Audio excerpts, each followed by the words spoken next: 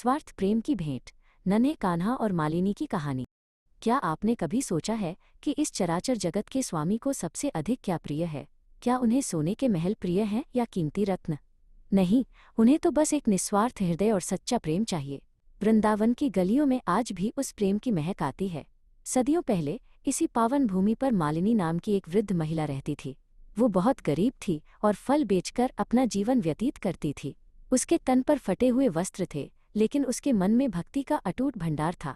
हर सुबह वो अपनी टोकरी में ताजे फल सजाती और गलियों में निकल पड़ती। मालिनी का नियम था कि वो फल बेचने से पहले मन ही मन अपने इष्ट देव को याद करती थी। वो अक्सर नंद बाबा के घर के सामने से गुजरती और सोचती कि क्या कभी उसे उस नन्हे बालक के दर्शन होंगे जिसकी चर्चा पूरे ब्रज में थी। उसे पता था कि वो गरीब है और उसके पास भेंट देने के लिए कुछ खास नहीं है, फिर भी उसका मन बस एक बार उस सांवली सूरत को देखने के लिए लालायित रहता था। वो अपनी टोकरी में सबसे मीठे आम और अंगूर रखती, इस उम्मीद में कि शायद आज प्रभु की कृपा हो जाए।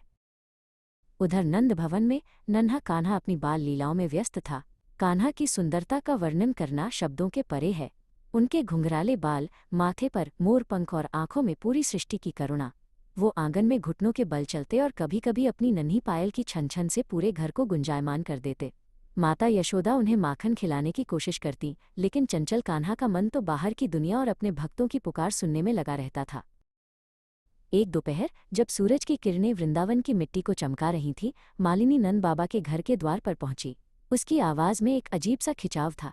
वो पुकार रही थी, फल ले लो, मीठे और ताजे फल ले लो। तभी उसकी नज़र द्वार पर खड़े नन्हे कान्हा पर पड़ी। कान्हा उसे देखकर मुस्कुराए। मालिनी का हृदय जोर से धड़कने लगा। उसने कभी इतनी सुंदरता एक साथ नहीं देखी थी। वो अपनी सुध बुध खो बैठी और बस टकटकी लगाकर उस दिव्य बालक को देखती रही। कान्हा ने देखा कि मालिनी के पास सुंदर और रसीले फल हैं। उन्हें भी फल खाने की इच्छा हुई। वे जानते थे कि फल लेने के लिए कुछ बदले में देना पड़ता है। वे तेजी से घर के अंदर दौड़े जहां अनाज का भंडार रखा था। कान्हा ने अपने नन्हे नन्हे हाथों में मुट्ठी भरकर अनाज लिया और बाहर की ओर भागे, लेकिन उनकी हथेलियां इतनी छोटी थीं कि अनाज के दाने रास्ते में ही गिरते जा रहे थे। जब तक वे मालिनी के पास पहुंचे, उनके हाथों में मात्र कुछ ही दाने बचे थे। कान्हा मालिनी के सामने खड़े हो गए और अपनी नन्ही हथेलियां उसकी ओर बढ़ा दी। उन्होंने अपनी तुतली आवाज में कहा, मैया, मुझे फल दे दो, बदले में ये अनाज ले लो। मालिनी की आंखों से आंसू बहने लगे। वो देख रही थी कि ब्रह्मांड का स्वामी, जिसके एक इशारे पर लक्ष्मी जी धन की वर्षा कर देती हैं, आज मुट्ठी भर अनाज के लिए उसके सामने हाथ फैलाए खड़ा है। उसे अनाज के दानों की चिंता नहीं थी, उसे तो बस उस निश्चल प्रेम की अनुभूति हो रही थी। मालिनी ने बिना किसी संकोच के अपनी टोकरी से सबसे अच्छे और मीठे आम उठाए और कान्हा की झोली में भर दिए। उसने एक एक करके सारे फल कान्हा को दे दिए, जबकि कान्हा ने बदले में वे बचे हुए अनाज के दाने मालिनी की खाली टोकरी में डाल दिए। मालिनी को फल बेचने से मिलने वाले धन की कोई चिंता नहीं थी। उसे लग रहा था जैसे उसे जीवन की सबसे बड़ी पूंजी मिल गई है। कान्हा फल लेकर हंसते हुए अंदर भाग गए और मालिनी वहीं भाव विभोर खड़ी रही। कुछ देर बाद जब मालिनी की तंद्रा टूटी तो उसने अपनी टोकरी की ओर देखा। वो उसे घर ले जाने के लिए उठाने ही वाली थी कि उसे टोकरी कुछ भारी महसूस हुई। उसने सोचा कि शायद कुछ फल बच गए होंगे, लेकिन जैसे ही उसने टोकरी के अंदर देखा, उसकी चीख निकल गई। वो टोकरी साधारण अनाज के दानों से नहीं, बल्कि चमकते हुए कीमती रत्नों, हीरों और सोने की मोहरों से भरी हुई थी। कान्हा ने उसके छोटे से प्रेम के बदले उसे संसार का सारा वैभव दे दिया था। मालिनी जोर जोर से रोने लगी, लेकिन ये दुख के आंसू नहीं थे। वो समझ गई कि ये चमत्कार उसी नन्हे बालक का है।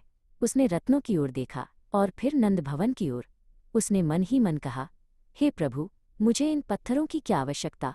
आपने मुझे दर्शन दे दिए, मेरे हाथों से फल स्वीकार कर लिए, यही मेरी सबसे बड़ी संपत्ति है। मालिनी ने वो सारा धन गरीबों में बांट दिया और अपना शेष जीवन केवल कान्हा के भजन और कीर्तन में समर्पित कर दिया। यह कहानी हमें सिखाती है कि ईश्वर को हमारे धन या वस्तु की आवश्यकता नहीं है, वे केवल हमारे भाव के भूखे हैं।